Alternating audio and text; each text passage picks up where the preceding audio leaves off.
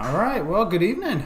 Hopefully everybody's doing great, having a great start to Monday. Let me know if you're here as we do this live stream together. You're going to notice something right off the bat, and that is that Karen is not here with me.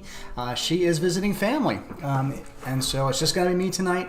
So we'll do our very best to make it as interesting and as entertaining as possible. But unfortunately, I just have to put up with my ugly mug. That's just one of those things. Sorry about that. But let me know if you're here tonight. Saltwater Born, thanks for joining, and great products there. Make sure you guys check out that. Saltwater Born's provide us with some of the stuff that we wear in our videos, so you'll see that from time to time. Matter of fact, in the video we got coming up here in just a little bit, we're going to be having some of their apparel on, so check those guys out. Ben, welcome. Hopefully you're having a great start to your Monday as well. Hopefully everybody had a great weekend. This weekend we were able to get out there on the water. We went beach fishing. The conditions were not optimal. It was 3 to 4 foot waves, current, and wind. Wind was about 15 to 20 miles an hour, but we were just determined to make it happen. And we were able to get on some fish. So we'll be putting out a video. I don't know if it'll hit this week, maybe next week, but because we want to do a catch and cook this time. So stay tuned for that video to be coming out hopefully here shortly. And Senior Mysterioso, great to see you too. Yeah, guys' night out tonight. It's just gonna be me tonight. So Karen's out with her family. She's got some family things that she needed to take care of, and so she's gonna be out doing that.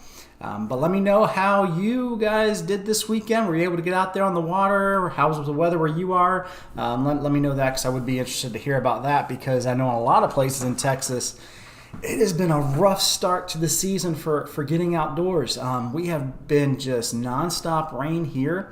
It would seem as if we've had more days raining than not, and it has just been overload. And so it's just been one of those things that you get out there when you can. That's just the way it's been. And then we've had wind conditions.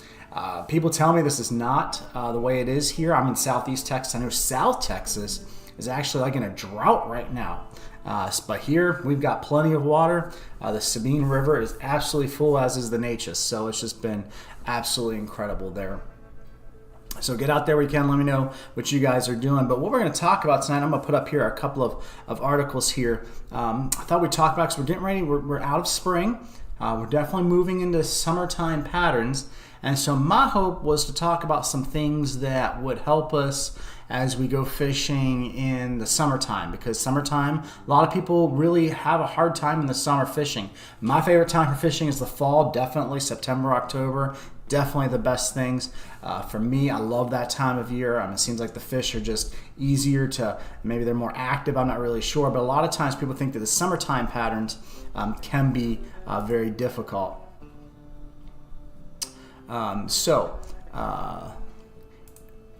I'm getting an error, so let me know if this thing's not buffering right. If something's not buffering right, let me know that as well. But in any case, let me go back to his. Okay. Ben says, I had to cancel Galveston plan this past Saturday. I wanted to watch the head boats bring in the first ARS catches, but didn't go. But since we have June 8th trip planned, been waiting to go since December. Yeah, that's the thing is, like, I've heard, like, it's just been rough. It's just been very, very rough. And so a lot of people have been putting off plans. I've talked to a few captains that said they've had a lot of cancellations as well, just because of the weather being what it is. Anyway, let me know if we're dropping frames or something like that too, because I'd be interested. My stream does look healthy, but at the same time, I don't know, YouTube can sometimes be a little bit hard to deal with. But let's go ahead and put this up. Start talking about things.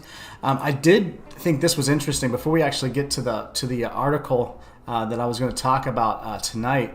I thought it was interesting. I put it into Google, just summer saltwater fishing strategy, and this is something I hadn't seen before. So let me know if this is new. But now, instead of showing you websites, they're showing you the AI. I don't know if you've seen this. This is wild for me. This is the first time I've seen it. So let me know if this is something that I haven't noticed this before. But you put in a Google search, and normally it gives you the websites for the search results. But now at the top, it's the AI, and it's giving me all this information, and it says it's generative AI, and then it's experimental. But I just found that very weird. Like, I was not used to that, and I wonder if this is something that's going to change our Google search results even, that the AI is somehow going to be feeding us. So I don't know, or maybe people are already just using the AI to find information. I don't know. That was a new one for me, but I wanted to show that to you just because I thought that was really weird and interesting. Anyway, let's talk about this 5 fishing tips for during the heat of the summer. Ben says Google is keeping traffic on their space. Content creators are yes, that is the problem. Yes, they are, and we've been having some problems with overall with. This isn't I'm not a creator in the sense of a YouTube content creator that helps other content creators, but some of the things I've been seeing, I don't know what's going on with ad rates. I don't know what's going on with traffic. I don't know what's going on with any of that stuff. I do this as a hobby. I do this because it's fun to do. But some people that rely on this stuff for income, they've been experiencing some wild shifts and things. So I don't know what's going on with that. People maybe like Stay in the Orchard, somebody that knows things maybe can chime in on what's happening with that. But it has been a very interesting thing with this because I don't know if it's because of the AI. I don't know what's going on, but and generative things, it's very strange. But Senior Mysterio says went to a local pond this morning, took 2 hours to catch 1 perch and 3 turtles. Wow. Yeah, that's what I mean. You still caught, so that's good.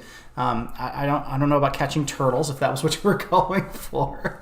I generally don't target them, but in any case. All right, let's see this 5 fishing tips for during the heat of summer. Let's get these in and we'll break them down. This comes courtesy of Florida Shore Fishing, so saltwater born. This is definitely your neck of the woods. But I think that they are transferable no matter where you're fishing. That's why I pulled this article up to talk about. Let's see, what does Ben say? AI is reading the interwebs and supplying the answers, but when Google AI tells you to put glue in your tomato sauce, it ain't really ready for prime time. I did see that article. People were Googling about how to make pizza or something like that. And you were talking about putting glue in your pizza to hold the ingredients together or something. I was like, whoa. Yeah, definitely not ready for prime time. I'm not really worried right now about Skynet coming online, but maybe it will soon. I don't know. Anyway, here, let's talk about this. Fish early or late in the day. What do you think about that? That was the first tip that this article said, fish early or late in the day. I do find the summer, I do want to get on the... Now, and it could be because it's simple Texas heat, but I do want to get out on the water early. I'm not a late day fisherman. I know some people are. But getting out early in the morning before the water heats up, I do think is a big thing, especially here when we were down at Aransas Pass on the flats and things. That water would get warm quick, and when the water got warm, the fish get off the flats and they go to deeper water. So you definitely want to, if you're scheduling your fishing times for summertime, try and either target that early morning, late in the day. I do think that's a really good tip to help you. The article says that fish are highly affected by water temperature, and many are affected by the brightness of the midday sun. Starting a fishing trip just before sunrise or a few hours before sunset will ensure the best chance of catching fish. These 2 time periods are the most active for the majority of game fish, and some fish remain active late into the night to avoid the heat periods. The anglers probably want to do the same. And that is very true. I mean, just the heat here in Texas and Florida, I would imagine it's very much true. Maybe if you're in a northern area or somewhere where it doesn't get quite as hot, maybe it's not as big of a deal. But man, when that midday sun about 1, 2 o'clock gets high in the sky, I'm looking to get off the water. I don't want to be out there anymore. I want to be somewhere, probably in a pool somewhere or something like that. And so I do agree with that. Fish early or late in the day.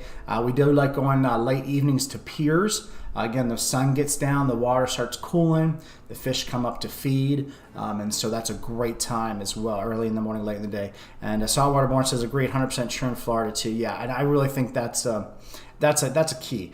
Picking your time of day. Now, if you can time that with the major or minor cycle, that's something that you should look for on your tide charts. Look for your majors and your minors, and if you can tie the early morning or the late time or the late in the day to that major minor cycle, you definitely are going to have the best chance there of hooking up on fish. That's definitely something to keep in mind when you're scheduling and planning your trip. The second thing is find shade for you and for the fish, because many fish have an aversion of bright sun. They're also found on the edges of shade, like overhanging trees that cast shadow over structure. be one of your best types for shade, the angler and fish alike. And again, I think that's true. You're looking for structure. Structure is always where the fish are going to be. I mean, you know that. I know that. It's just something, whether it's mangroves or whether it's some sort of thing in the water, some sort of wreck or something like that, finding that shade, the predator fish are going to be able to ambush the bait fish. And so it is important. Bridge pylons, things like that, very good for that. And finding shade is key. Again, getting out of the sun. The fish, especially predator fish, they need the shadows to hunt from. And so I definitely think that is very important. Find that shade, find that structure. That's what you're looking for. You're looking for structure. Always looking for structure. That's that 90-10 rule that 90% of the fish are in 10% of the water, and so you want to kind of keep that in mind when you're doing this. Ben says tides are very important. I don't think any of those five mention it, but deep water change coming close. And we'll get to that one. It is actually one of them, Ben. You'll see that coming up here. But tides are very important. And we'll talk about deep water changes here in a second. Matter of fact, this next one I think kind of hints at it. Find temperature breaks in the water. Areas that have temperature breaks are known to hold bait fish, which turn to attract game fish. Areas where streams, rivers, and almost any type of current intersects another body of water causes temperature breaks. Often these breaks are visible to the naked eye because of slight discoloration in the different waters. Other times you have to test the water, a castable thermometer, or simply put your foot in the water. If you're fishing from a boat, your fish finders, your GPS units, they generally will tell you the temperature of the water. And that temperature change does matter. Fish are sensitive to that in their lateral lines. And so if you can find some water change where the water, and I think that the next one, which Ben was alluding to with the deeper water, is part of that. If you can find those drop-offs where that water is mixing, whether it be coming out of the mouth of something, whether it be coming off the bank and then there's a drop, wherever those temperature changes are, that's where the fish are going to be sitting. You can almost guarantee that. So that's a very important point, finding temperature breaks in the water. And the fourth one says fish deeper waters. Fish deeper waters. In areas such as the surf, coastal bays, and lagoons, the shallow waters is the most productive for the majority of the year. That's true. When the heat of the summer sets in, this can change and the fish will go deeper for the relief from the sun and the heat. Look for deep pockets, channels, and any deep water. These are often the only places to be productive during the hottest parts of the day. And that is true. One of the things that we have learned here already is there are some platforms, there are the ship channels and things like that. And that's where that deep water change that Ben was talking about is also going to be important. When you see that deep water change, and one of the best tools to do this is Lowrance puts out a mapping system. You can also get topical geographical maps that have depth changes on them. I highly recommend them because they are going to tell you where those channels are. And if you can find those channels, and you can find those temperature changes, and you can find where the water gets deeper, it doesn't have to be very deep. I mean, you're talking about if you're coming off a flat and you're fishing in 2, 3, 4 foot of water, and then you're in 8 foot of water, that's a drop. And sitting on those shelves, that's where the fish are going to go. Fish are lazy just like we are. Summertime makes them a little lazier. We'll talk about some other things here in a moment that with tips and tricks that I think will help you with that when you're talking about your fishing here. Let's get to one more. Protect yourself.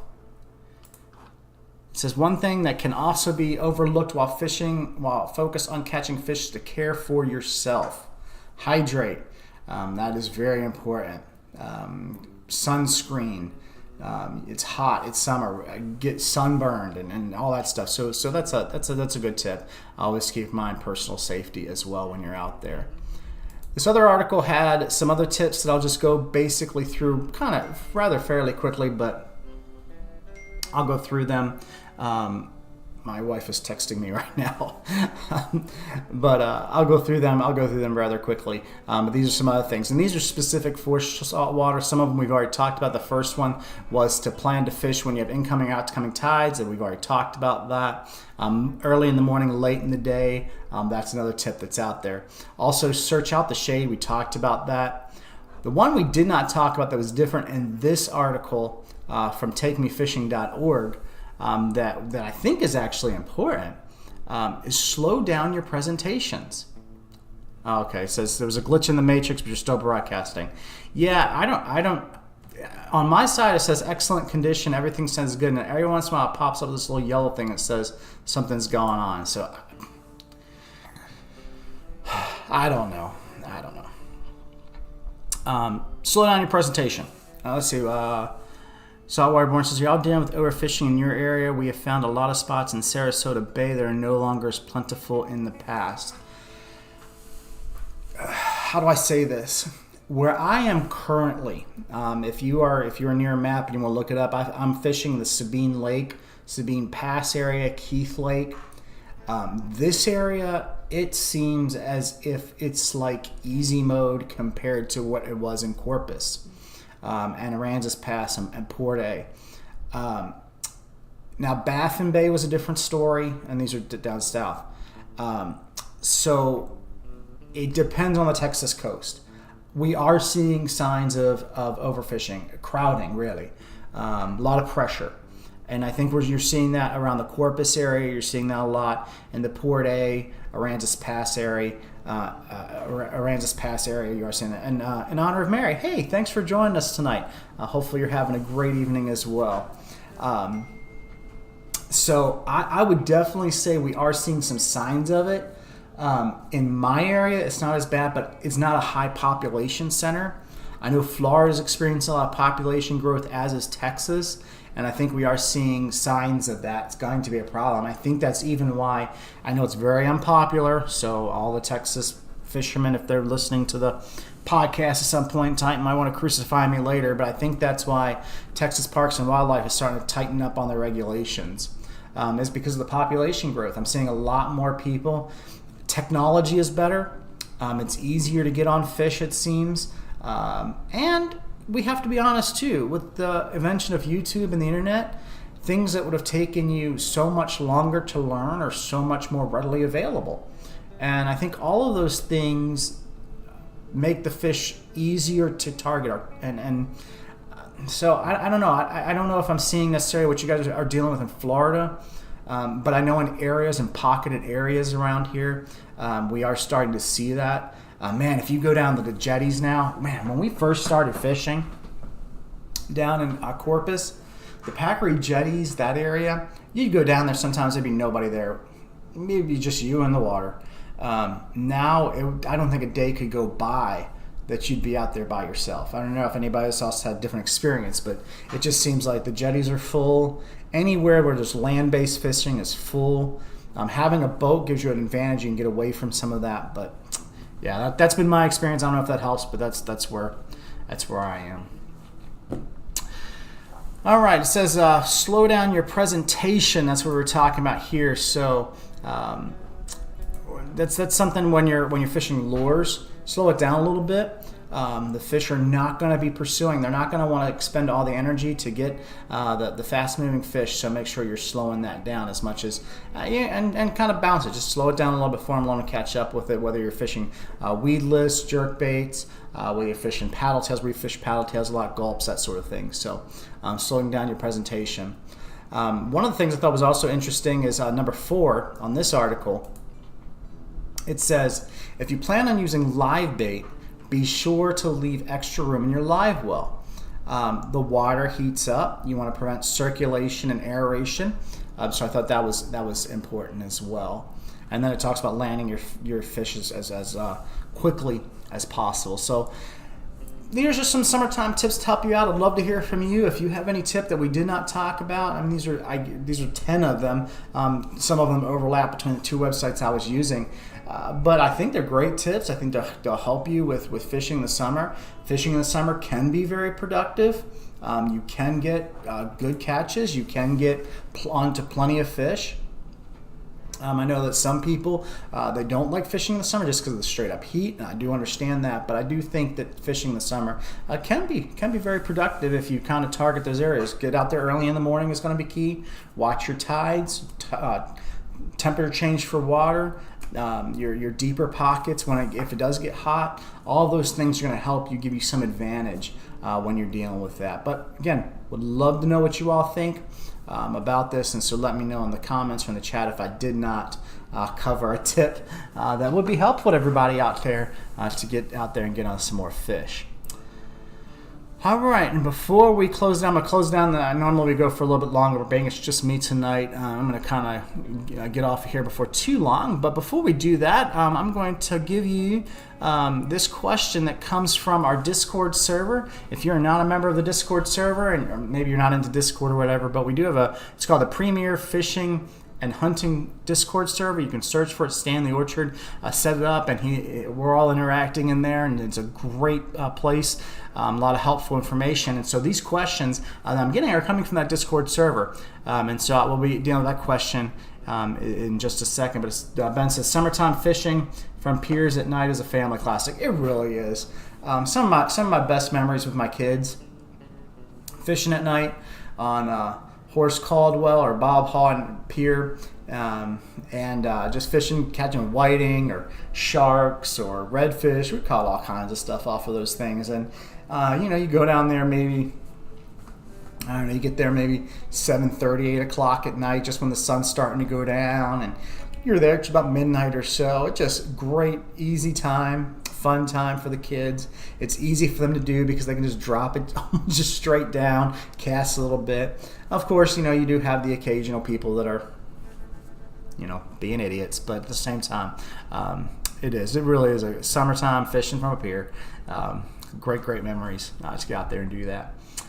All right, so let me pull this up. This is the question that comes from the Fishing and Premier Hunting and Fishing Discord server, and it goes like this. He says, will a 9-foot rod with a 25-pound line at 2-ounce weight be enough for surf fishing? 9-foot rod, 25-pound line, and a 2-ounce weight be enough for surf fishing? So what do y'all think? Curious about your thoughts regarding this. I'll give you my thoughts in just a minute. 9-foot rod seems pretty good. It depends, though. I mean, depends on what kind of rod. There are 9-foot rods that are very that would not hold up well for surf fishing. 25-pound line, it's respectable. I think you could bring in most things with that. 2-ounce weight, that'd be enough for surf fishing. I'd love to know what you guys think about that. And that's exactly where I'm going with this, Ben. Answer, depends. It really does. And I don't mean depends as in the senior underwear.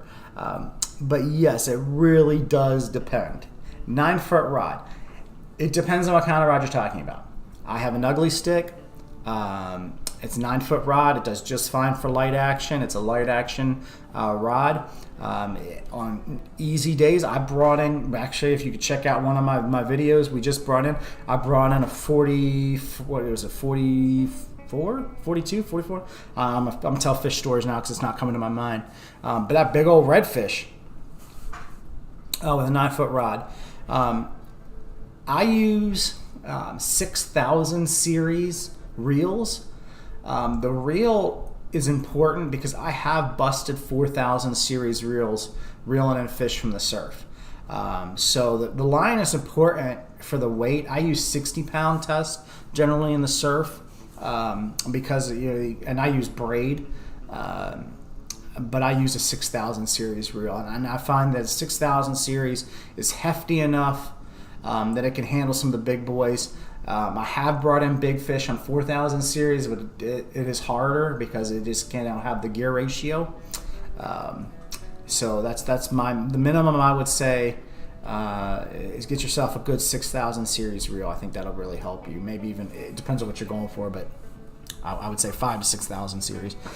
Senior Mysterios says rod good, line okay, weight could be more.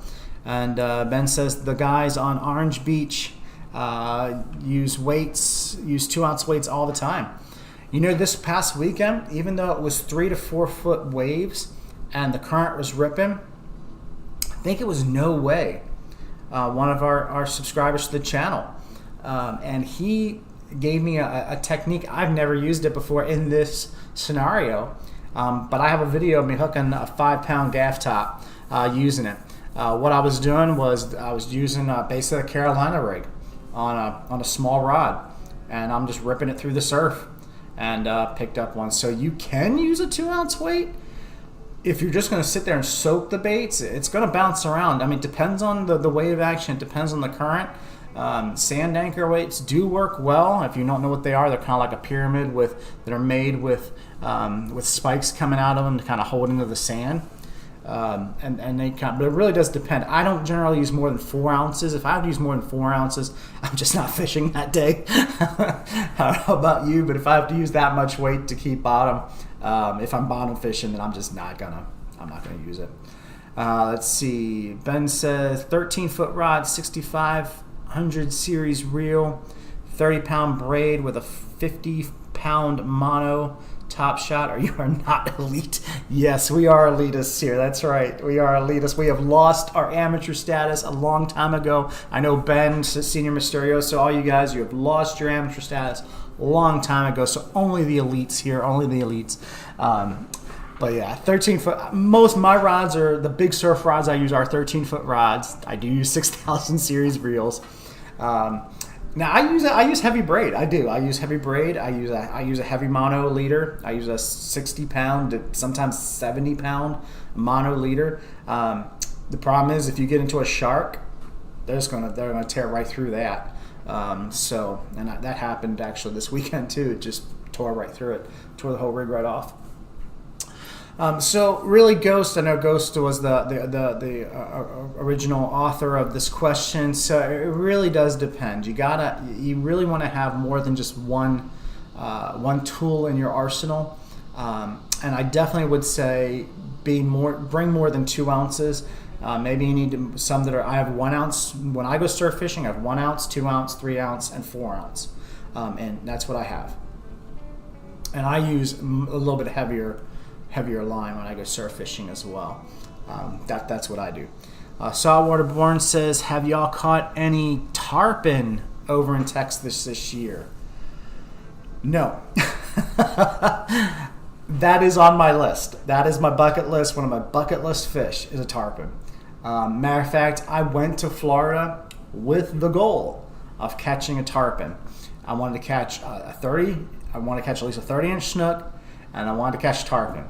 I caught neither. I did catch snook, but they weren't that big, but no tarpon. Here, we'd have to go down to Port Aransas, down to South Padre. You can get tarpon.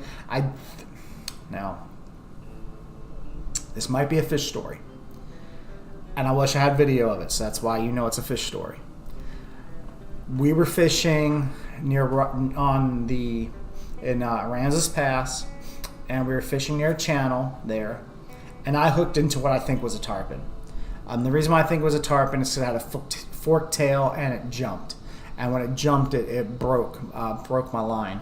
I was fishing inshore. I only had 20-pound leader on, so it was very minimal, and as soon as that thing came out of the water, it broke it. It literally ripped the rod holder off the front of my boat. And I grabbed the rod, and when I pulled back, it leaped and it was gone. I was definitely just not set up for it. I asked one of the local guides, I said, is it possible it was a tarpon? He said, yes, they have seen them there. They're just very, very rare. Very, very rare. And that's part of it too. Is Texas, actually from this may be a subject for another podcast. When years ago, my understanding is that Port Aransas used to be the tarpon capital of Texas. I was even told it was called Tarpon. And Ben, maybe you can help me out. You're a Texas native. You've been here for a long time. But my understanding is that Port Aransas, they used to bring in massive tarpon, but they got overfished. And when they got overfished, especially the big ones, I mean, I've seen pictures there where they were massive, massive tarpon that used to come off of there. But that population just has not rebounded. Every once in a while we hear that they're there around the jetties, but It's rare that I hear of them caught. Every once in a while you hear of a snook. Actually, I just saw a picture. Very rare. They're there. We know it, but they are very rare. Let's see. At Saltwater Barn, there have been sightings of Puerto Ranch Jansi, but I haven't heard of catches. Yeah, again, that's the same thing. Saltwater Barn, oh no. Sorry about that. Next time you're in Florida, come to Sarasota and we'll catch some off of Siesta Key, maybe early July timeframe. And I think that was my problem. My problem was I came early, and being that I came early, I think I just missed the time frame for them. But I do have to. We'll have to get together on that, guys. That's one thing that I do need to be better on is to, when I'm going to different areas, get up with people that I know in those areas. I'm really bad about that. I'm sorry. I don't know why I don't think about it. But in any case, would love that. Saltwaterborn says that's about right. Yeah. Senior Mysterio, right now I'm getting into SST salmon steelhead trout rods, 9 to 10 foot light to medium actions for whiting in the surf. Yeah, that's exactly it. I mean, you don't need a lot to get fish in the surf. I mean, depends on what you're targeting, and that's another thing with the author's post. The 9-foot rod, 25-pound line, and 2-ounce weight. It really matters what you're targeting. There are plenty of conditions where that will work just fine. There are other conditions just won't work for it. So it really just does depend on what you're targeting. Ben says, we toured museums in Port Isabel years ago. The pictures of jewfish and tarpon makes you realize what we miss now. Almost makes me appreciate Texas Parks and Wildlife. Yeah, and that's the thing. And I know this is off subject for what we're talking about tonight. A lot of people give Texas Parks and Wildlife a bad rap. Because they say, oh, they're just trying to steal our fun, or they're trying to take away our fish. And the thing is that nobody's living off these fish. It's not like we're fishing to survive. We're fishing because we do enjoy to eat them, but at the same time, a lot of times we're doing it for recreational things. And the thing is that what can happen is a devastation of a natural resource. And if we're not careful, those things that we see will happen to us, and we won't have that to pass along. And it's a shame, because when you look at the fish that those guys were catching back then, there's actually an article I was reading about, will there ever be another record flounder? Because people are very greedy when it comes to these things, and then there's so many guides out there, and people just want to keep more than what they even can consume, and it becomes a real issue. And with the population increases in the areas, it just becomes a real issue. So I know that it's hard, and nobody likes to talk about it. It's very awkward, but it is a reality. Senior Marioso says there's a really cool hotel in Port A called Tarpon Inn. They have a wall of tarpon scales dating back at least the 1940s. Yeah, I mean, that's the thing, is that's what I heard. That's what I understand. So anyway, I know they're doing their job, and I know that it's a thing, but it's just something that we need to keep in mind. Well, thank you guys so much for joining me on the stream tonight on the live show. Much appreciated. I'm back in the swing of things. Baseball season is over, and so God willing, and the river doesn't rise, which around here is a really honest saying, is sometimes the rivers do rise. I learned that saying does actually mean something, but God willing, the river doesn't rise. Mondays, 7 p.m. Central Time. We're going to be doing these live streams, these live shows. We'll be doing different subject matters like we're talking about tonight, tips, tricks, stories, just all kinds of stuff like that. And we're answering the Discord questions as well. So thank you for taking the time to join us on this. If you've not subscribed to the channel, please do so. There's also videos that we are putting out there. So we have our most recent videos from beach fishing, and we have some other videos that we're putting out as well. So make sure you check those out. Thank you all for joining us tonight. Hopefully you enjoyed yourself. Have a great week. Make something awesome happen this week. And until we see you next Monday, may the fish be with you.